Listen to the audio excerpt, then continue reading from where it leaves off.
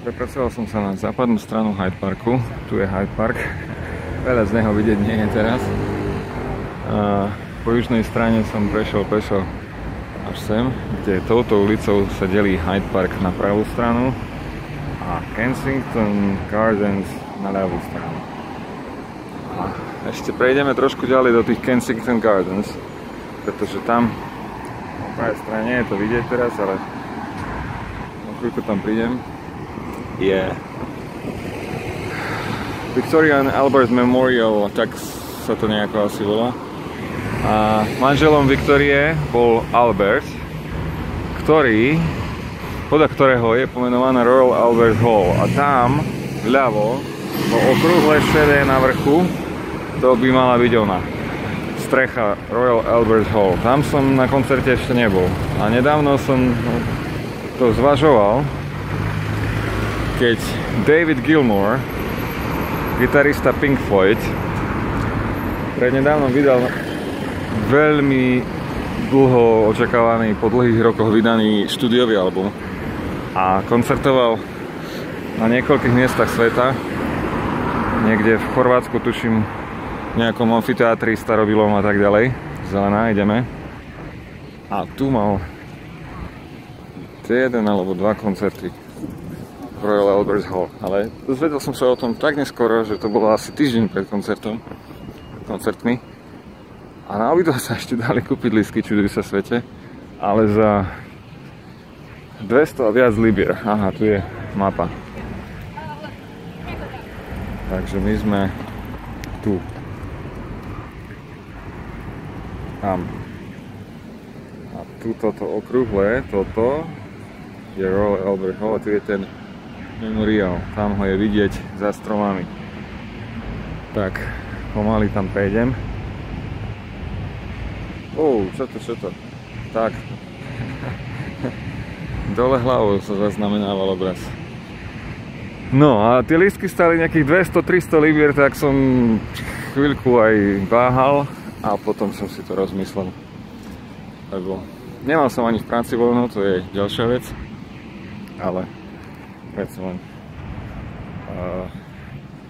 hranice toho, čo som ochotný dať za lístok na koncert, existujú. A tých 300, určite to stalo za to. Ten David Gilmour je proste genius. Ale odtiaľ potiaľ. No a tá hala Royal Albert Hall je tam. Asi je lepšie, že som prišiel takto opodiaľ, pretože spred nej by to nevyniklo. A tu dúfam, že tam tie stromy sa trošku rozostúpia a bude vidieť lepšie, asi áno. A ďalšia vec je, že nie sú tam žiadne, tam sú schody k nej zrejme a aj tie stromy už majú lístia pomenej.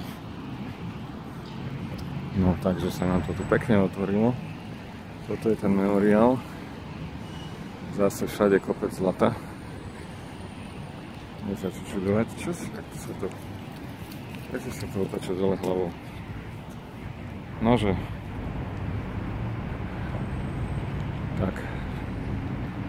Memoriál aj s krížom a kopcom sôch je tu. Schody k nemu. Tam je zrejme on. Na soche. Pred palácom Buckinghamským bola ona. Victoria, a tu je Albert. Áno, tam je to. Pod ním, celým zo zlata, je nápis. Tam je Albert. No. Zase sa tu dole hlavou otača, ja nerozumiem tomu.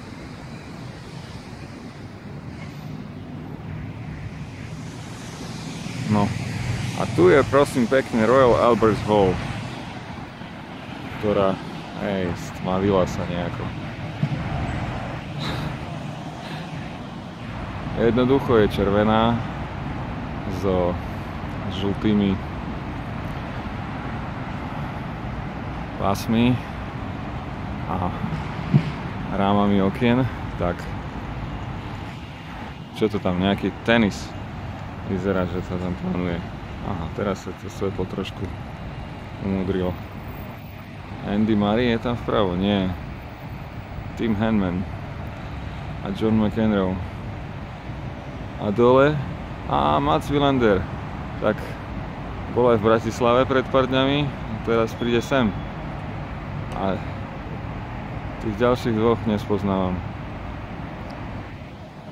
Tak, keď si našetrím a nejaký ďalší zaujímavý interpret sa rozhodne tu koncertovať a lístky nebudú stať radovo stovky libier, tak hádam sa dostaneme sem. No, takže za týmto memoriálom sú Kensingtonské záhrady.